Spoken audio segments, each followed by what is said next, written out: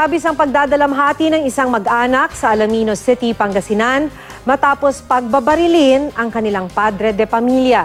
Pinatay ang biktima sa bisperas pa ng kanyang kaarawan. Makibalita tayo kay Jet Arceliana ng GMA Dagupan. Hustisya ang sigaw ni Normaline Villaruz matapos pagbabarilin ng mga salaring sakay ng motorsiklo ang kanyang asawang si Charlie Villaruz sa Alaminos City, Pangasinan. Galing daw sa inuman ng biktima at pauwi na ng mangyaring pamamaril sa barangay Amanjego mag-aalas 11:30 Lunes ng gabi. Lubos ang pagdadalamhati ni Normaline dahil ang pamamaril kay Charlie nangyari sa bisperas ng kanyang kaarawan. Sabi niya sa akin, hindi na daw siya maghahanda ngayon kasi walang pera, walang panggastos.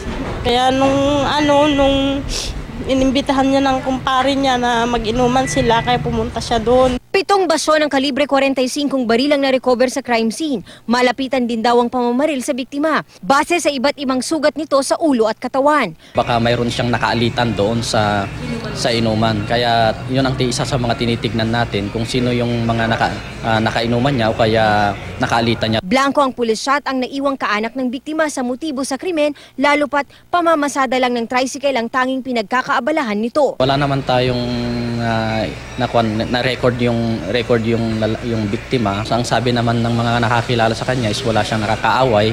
Wala siyang record na hindi siya involved sa illegal drugs. Patuloy ang investigasyon ng pulisya sa krimen. Jet Arceliana, Nagbabalita, Pilipinas.